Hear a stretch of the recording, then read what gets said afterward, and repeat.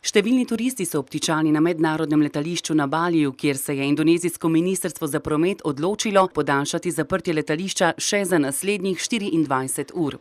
Vzrok za podaljšanje zaprtja je bila velika koncentracija pepela v zraku zaradi izbruha vulkana. Letališče leži približno 60 km od vulkana.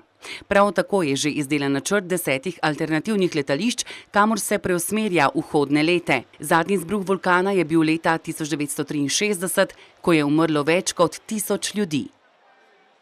Gosta megla je v zgodnjih jutranjih urah močno ovirala promet v okrožju Sihong v provinci Jiangsu na vzhodu Kitajske.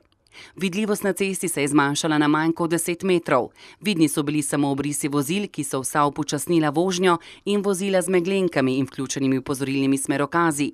Okrog 8 ure se je megla malo razredčila in dvignila, promet pa je lahko ponovno normalno stekel. Na Havajih so ponovno vzpostavili desetletja staro napravo za opozarjanje pred jedrskimi napadi. To so storili zaradi nevarnosti, ki preži iz strani Severne Koreje. Le-ta izvaja namreč raketne programe z jedrskim orožjem v nasprotju s sankcijami in zahtevami Varnostnega sveta Združenih narodov. Če prebivalci zaslišijo sirene izven testnega obdobja, potem se morajo takoj zateči na varno, saj čez 12 do 15 minut lahko raketa z jedrsko konico zadene to področje. Sirene bodo testirali 1. decembra in potem prvi delovni dan vsak naslednji mesec. 55 tekmovalcev se je udeležilo ledenega maratona na Antarktiki v raziskovalnem taboru Union Glacier pri minus 25 stopinjah.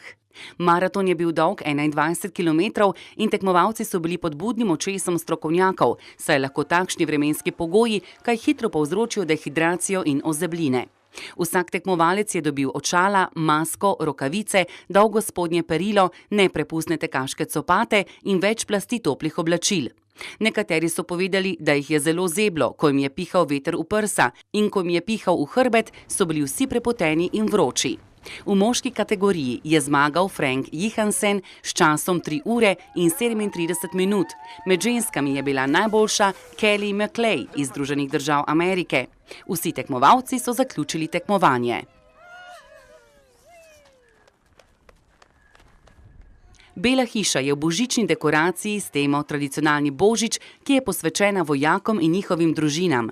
Melanie je povedala, da je prvi božič v Beli hiši čaroben in je zanjo to praznično obdobje zelo pomembno, predvsem za ohranjanje družinskih vrednot.